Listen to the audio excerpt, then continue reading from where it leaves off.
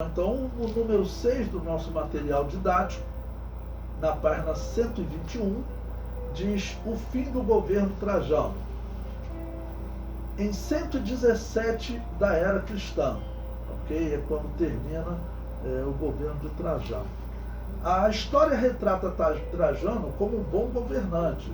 Os historiadores romanos, né, dizem que ele foi um homem justo, não criou muito problema. Os cristãos, claro, não gostam porque ele seguiu aquela perseguição de Domiciano. Mas, socialmente falando, para o império foi bom e ele foi até um homem vitorioso como imperador. Ele vai ganhar as guerras que Domiciano tinha perdido. Tá bom? O comentário prossegue. Trajano conseguiu vingar a derrota de Domiciano frente aos Drácios. Trajano foi um homem que conseguiu agradar ao Senado e ao povo. Foi descrito como um imperador que governava com moderação em vez de insolência. Aquela guerra contra os Dácios que Domiciano perdeu foi assim a primeira vergonha do Império Romano depois que ele se tornou império. Ele perdeu a guerra, né, foi no ano 88 da era cristã. Ele perdeu a guerra, ainda teve que pagar um tributo altíssimo para o rei não invadir mais territórios romanos, ok? E o que Trajano fez? Ele foi lá e disse que não ia pagar mais esse tributo, fez guerra e venceu os Dácios e até recuperou muito do ouro que Domiciano tinha enviado para ele. Então, no sentido da visão natural dos cidadãos de Roma, ele era um bom imperador, até um homem simples, né? Um homem muito bom. Bom, o comentário prossegue, ainda na página 121, fim do governo Trajano, o terceiro parágrafo. Quando chegou a Roma, como novo imperador, ele entrou caminhando ao lado do seu cavalo. Os imperadores normalmente entravam em Roma carregado nos ombros de soldados. Essa atitude fez com que Trajano ganhasse a simpatia do povo, que via o imperador como um deus que governaria a nação. Eles viam o imperador como Deus, mesmo ainda estando vivo. Isso é importante para vocês guardarem. Os imperadores romanos, a princípio, eles eram decretados como deuses após a morte. Mas teve aquele imperador maluco chamado Calígula, que ele exigiu que fosse adorado como Deus ainda em vida. E o povo acreditava nisso, né? Então, Calígula foi lá nos anos 40, aqui nós estamos já nos anos 117, mas o povo acreditava que esses homens eram deuses. E como ele teve uma atitude assim que demonstrou simplicidade, né? Porque ele foi decretado imperador, ele estava no campo de batalha, na guerra. Então ele foi para Roma, né, já para ser recebido como imperador. E ele entrou caminhando ao lado do seu cavalo, né? Ele quis fazer isso para mostrar simplicidade. Então, nesse sentido, foi até um bom imperador. E aí a gente pergunta por que ele perseguia então os cristãos? Para seguir o padrão de Domiciano, né? Então, o problema dos cristãos foi Domiciano, porque ele estabeleceu os cristãos como traidores da pátria, e sem nenhuma razão. Ou, na verdade, qual a razão que ele coloca? Porque os cristãos não prestavam culto aos deuses. Bom, o comentário prossegue. Quanto à perseguição aos cristãos, existe um consenso de que ele o fez seguindo o que havia sido estabelecido no Império por Domiciano, que havia tratado os cristãos como inimigos da pátria, por não adorarem aos deuses de Roma. A perseguição foi promovida pelos seguidores da religião pagã romana contra o cristianismo. Eu estou sempre enfatizando isso para vocês entenderem que o Apocalipse ele deixa claro que Satanás lançaria um rio de doutrinas atrás da igreja, perseguindo a igreja. Por quê? Porque aparece lá no Apocalipse capítulo 12 uma serpente, que ela no Éden enganou Eva, torcendo a palavra de Deus. Então por isso o Apocalipse troca a figura do dragão para a serpente, e a serpente ela lança um rio atrás da mulher, ou seja, atrás do povo de Deus. Que rio é esse? É um rio doutrinário. Porque água é símbolo da palavra de Deus, mas vindo da serpente é de heresias.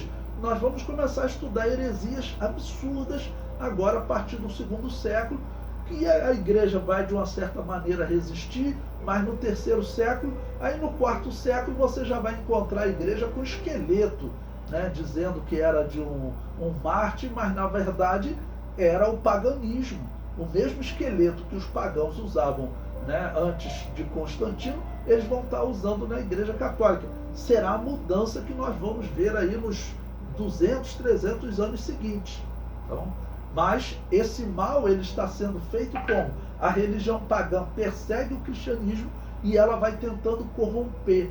Por quê? Porque tem alguns que não vão morrer. Tem alguns que vão aceitar participar daqueles cultos pagãos. E isso, vamos considerar, é algo seríssimo.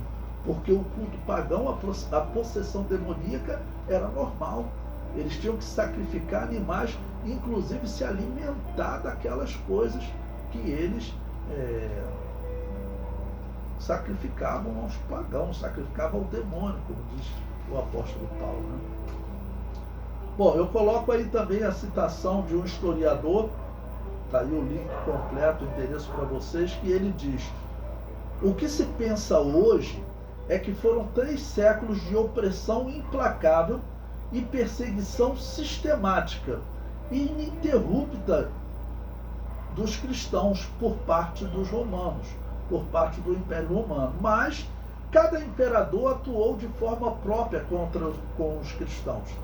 As primeiras perseguições foram episódios esporádicos, em pontos distintos do Império, e executadas por magistrados locais, sem um envolvimento ou uma coordenação direta de Roma. Eram massacres, expropriações de propriedades, destruições de locais de culto ou simplesmente a proibição da prática das liturgias cristãs.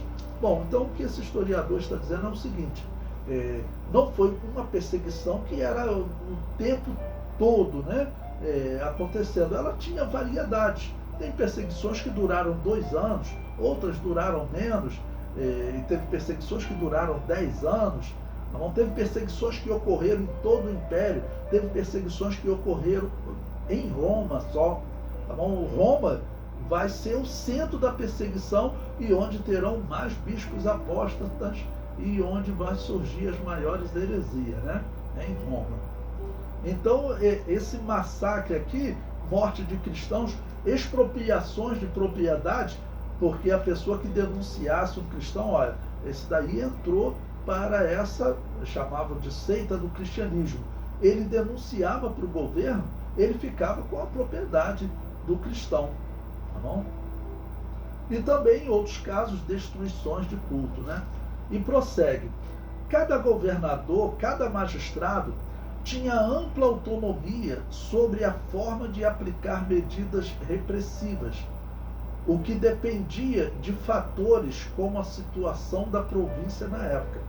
Se ela estava sofrendo, presta atenção nisso, se ela estava sofrendo carestia ou epidemias, a população tinha que encontrar um bode expiatório. E os cristãos eram perfeitos para esse papel. Olha só, irmãos, e lembre-se o que eu falei para vocês. Quem odiava os cristãos eram exatamente os sacerdotes pagãos, porque diz a história que os templos pagãos ficaram vazios. E depois eles encheram de cristãos que não aceitaram morrer para mantendo a sua fé. Infelizmente negaram. E eles tinham que ir para os templos pagãos para sacrificar. Tá bom? Então, os sacerdotes pagãos, eles é que incentivavam isso. Então, eles falavam o quê? Surgiu uma carestia, né? Fome, tá bom? Quem é o responsável por essa fome? São os cristãos, porque eles dizem que os nossos deuses não existem. Porque a fome, na visão deles, era determinada pelos deuses. Os deuses predestinavam tudo. Eles que predestinavam a carestia. Então veio uma fome. Por que os deuses mandaram essa fome, eles diziam? Por culpa dos cristãos. Era o que os líderes religiosos pagãos diziam. O mesmo se surgisse uma peste. Para eles não existia o conhecimento que nós temos hoje, que uma peste ela pode ser enviada por Deus, né? Mas ela tem um fenômeno natural. Está aí o coronavírus. Você sabe que é um vírus, como ele atinge o corpo humano. Naquele período, a pessoa caía surgindo umas feridas no rosto, que era muito comum naquele período, a varíola, né? A varíola era muito comum. E surgiam aquelas inflamações no rosto. Então as pessoas falavam, isso aí foram os deuses que mandaram alguma peste, porque tem alguma coisa errada aqui no império. Nós estamos fazendo alguma coisa de errada. E qual era a resposta? Isso é um historiador, não é nem um cristão falando, tá bom? É um historiador dizendo, olha, eles procuravam um bode expiatório. O melhor bode expiatório nesse período aí, em que eles já tinham casos em que os cristãos tinham sido acusados, não? Por fome ou por epidemia, pelas coisas ruins, até pelas derrotas nas guerras, os cristãos eram acusados. Não? O comentário prossegue. Era comum os sacerdotes pagãos lançarem a culpa sobre os cristãos, afirmando que os deuses não respondiam por estes afirmarem que os deuses não existem. A simples presença dos cristãos no império, diziam os sacerdotes da religião pagã, impediam a bênção dos deuses. Né? Olha só essa história que esse historiador vai contar, que vai ter um momento em que vai ter um imperador que ele vai ter pessoas que eram cristãos no império dele. Aí ele foi fazer um sacrifício, um culto, né? E aí os sacerdotes pagãos vão dizer, olha, os deuses não estão respondendo não. Por que não estão respondendo? É porque você trouxe uma comitiva aqui, e você é o quê? Você é simpático dos cristãos, você trouxe cristãos aqui, os deuses não querem responder. É bem provável que o demônio realmente não queria responder. Né? É bem provável que realmente os demônios tenham saído quando os cristãos chegaram. Tá ok? Mas também pode ter acontecido desses sacerdotes inventarem que os deuses não estavam respondendo só para jogar a culpa nos cristãos. Porque ele fala, olha, os deuses não respondem, você tem que dar um jeito nesses cristãos. Veja o que esse historiador diz. Diocleciano foi a Antioquia consultar os arúspices, sacerdotes imperiais, os sacerdotes do culto pagão, ok? E estes declararam não enxergar o futuro nas vísceras dos sacrifícios. As vísceras, né? Sacrificaram o animal, rasgavam o animal e pegavam as vísceras para eles dizerem, olha, tu vai para a guerra, tu vai vencer, vai acontecer isso, aquilo, tá bom? Mas os sacerdotes dizem que, olha, nós não estamos enxergando nada. O comentário prossegue. Após repetir o ritual adivinhatório inúmeras vezes, Tanges, aí ele dá até o nome do líder do culto pagão, né? Tanges, o chefe dos aurúspices, declarou que os cristãos da comitiva imperial que estavam presentes na cerimônia profanaram os ritos e expulsaram a presença dos deuses. Então, como eu disse, duas opções. Pode ser que os demônios, é claro que isso é um culto ao demônio, assim que o apóstolo Paulo diz, tá bom? Então pode ser realmente que os demônios tenham saído quando os cristãos chegaram. Mas também esses sacerdotes podem ter inventado essa história para que Diocleciano, então, iniciasse a perseguição aos cristãos. E prossegue. Diocleciano, então, obrigou todos os membros da comitiva a escolher entre sacrificar aos ídolos ou serem flagelados. Depois desse incidente, Diocleciano se reuniu com Galério para decidir qual política adotar contra os cristãos.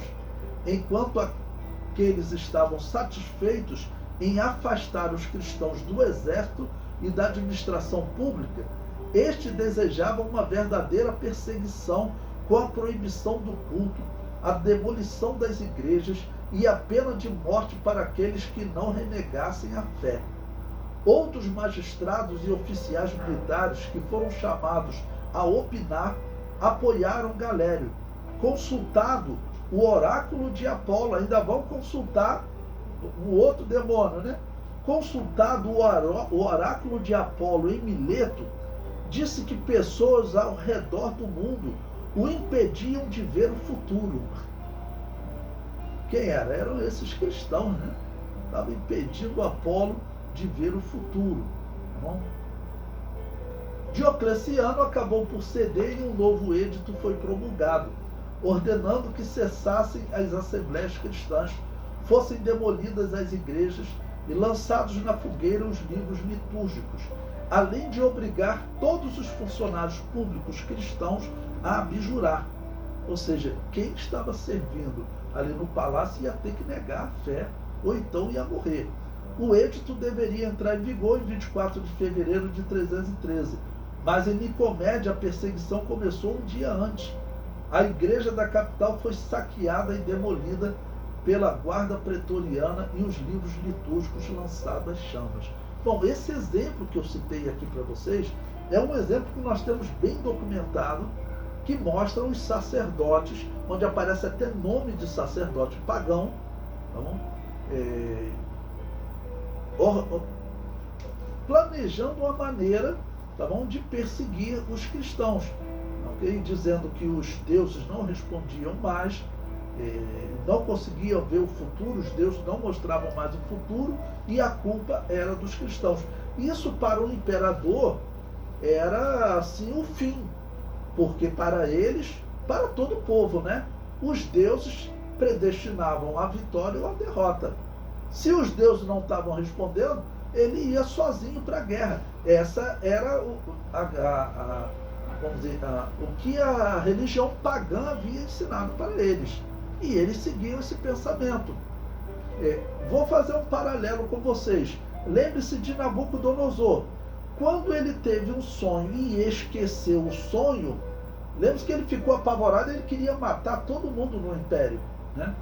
E segundo a história da Babilônia, diz que quando eles tinham um sonho e esqueciam um sonho, significa que o Deus pessoal deles estava aborrecido com eles. No caso, Nabucodonosor ficou apavorado, ele queria matar todos os sábios. Tem que me fazer lembrar o sonho. Então, essa religião que colocou diversos enganos no mundo, eu comparo também nesse momento aqui. Eles acreditavam que os deuses é que controlavam a vitória. Tudo veio da Babilônia, tudo veio da Torre de Babel. Okay? Então, essa religião pagã, ela é que está, vamos dizer, controlando essa perseguição. Muitos filmes que eu vi, até feito talvez com a ajuda dos católicos, eles retratam mais os imperadores como homens maus. Essa história aqui, você vê, essa história deixa claro que, na verdade, o imperador é uma vítima, ele é um ignorante. Ignorante no sentido de falta de conhecimento da verdade espiritual. Ele segue aquela religião que o Apocalipse declara. Essa religião, essa mulher como uma prostituta, ela está sentada sobre a besta, ou seja, ela domina o poder político. O poder político era uma vítima. O poder político matava os cristãos porque essa religião é que perseguia os cristãos. O mesmo vai acontecer com a Igreja Católica, irmãos. Eu deixo bem claro para vocês, todas essas igrejas que estão abraçando a Igreja Católica, estão abraçando essa mesma religião. A Igreja Católica, não existe dúvida na história, ela vai ser a organização dessa religião pagã, que viu que o mundo não queria mais ela, o mundo não queria sacrifício de animais, não queria aqueles cultos pagãos. Então o que ela fez? Ela se organiza com a aparência cristã, tá bom? E ela será a Igreja Católica, que vai perseguir as outras igrejas.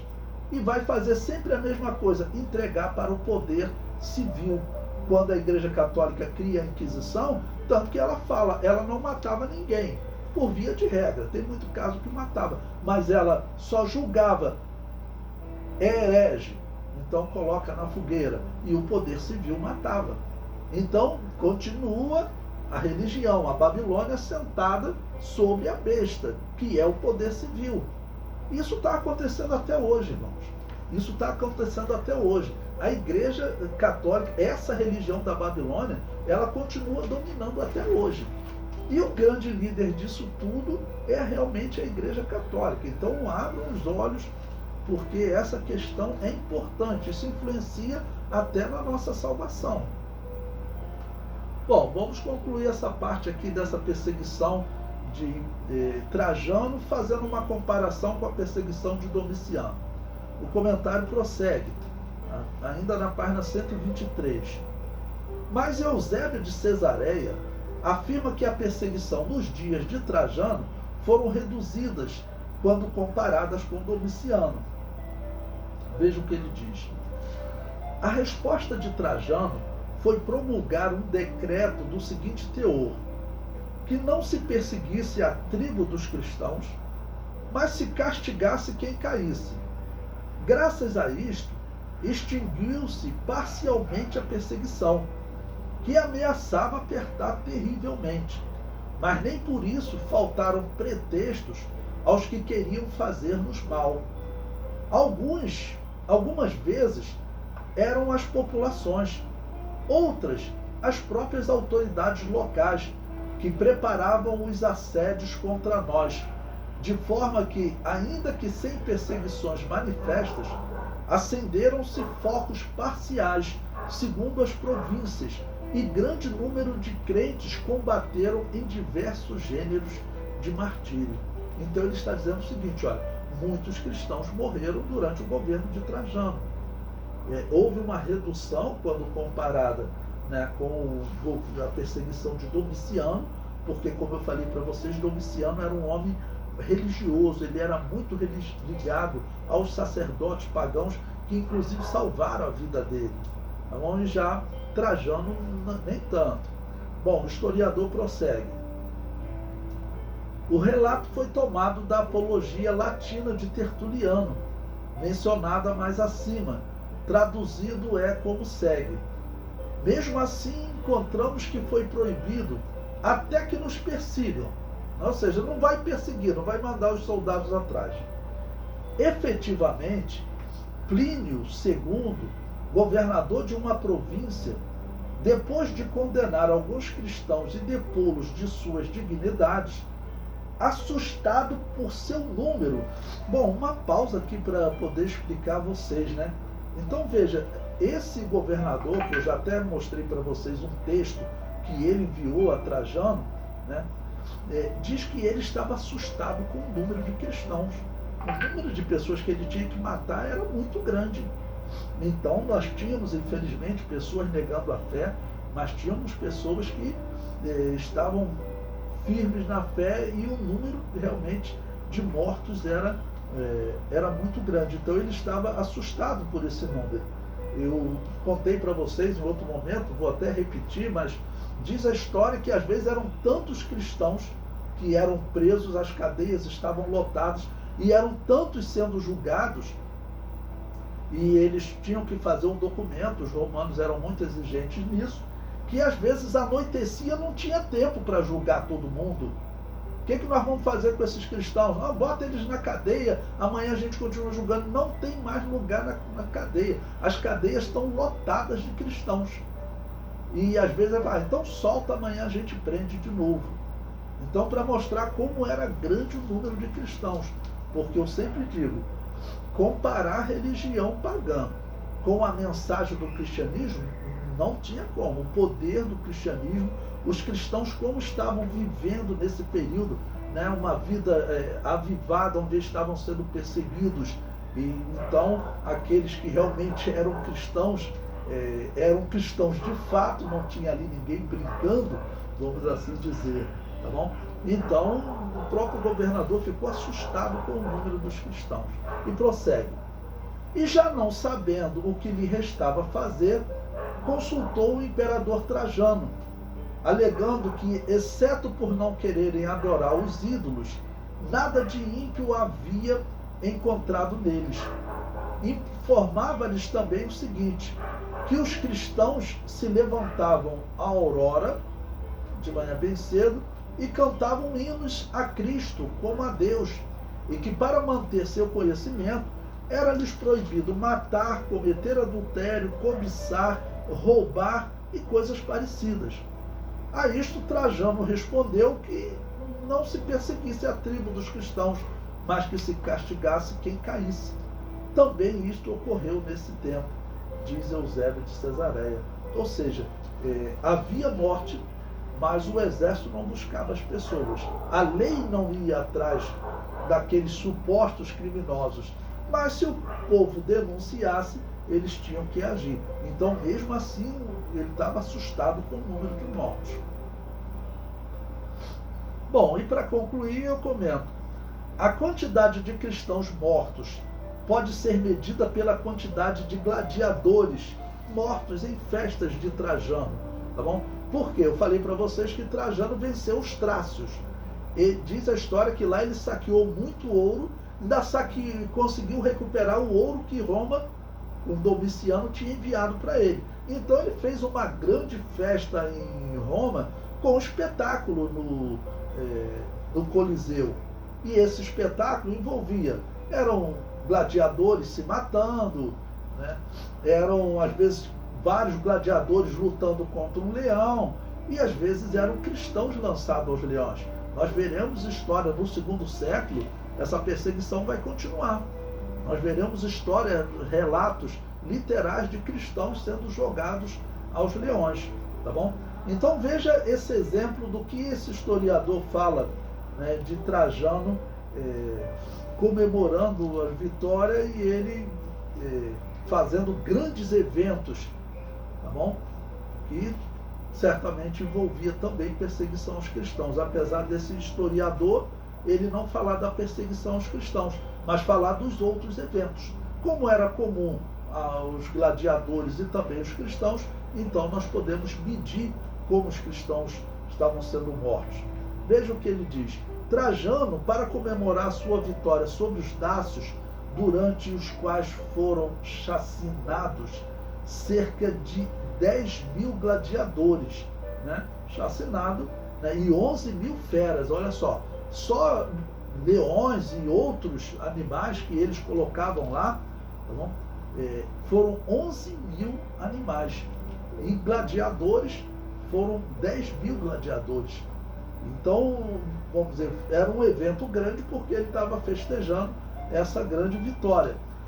E apesar dele não citar aqui, mas era comum nesses eventos, tem cristãos para morrer, então jogavam eles aos leões, né? Ou então queriam fazer um teatro, não, com assim, uma realidade. Então eles colocavam lá, tinha uma história em que o garçom, por exemplo, ele era o assassino, e eles estão investigando e colocavam um irmão lá sem saber, carregando alguma coisa. Não, você vai só carregar essa bandeja, né? E na hora, no meio da peça, eles descobrem quem é o assassino. É o garçom. Então vem um soldado de maneira real e matam o cristão. Ou seja, aquilo era um espetáculo real. Eles faziam assim com os cristãos, tá bom? Então, nesse evento aqui, certamente também foram mortos muitos cristãos.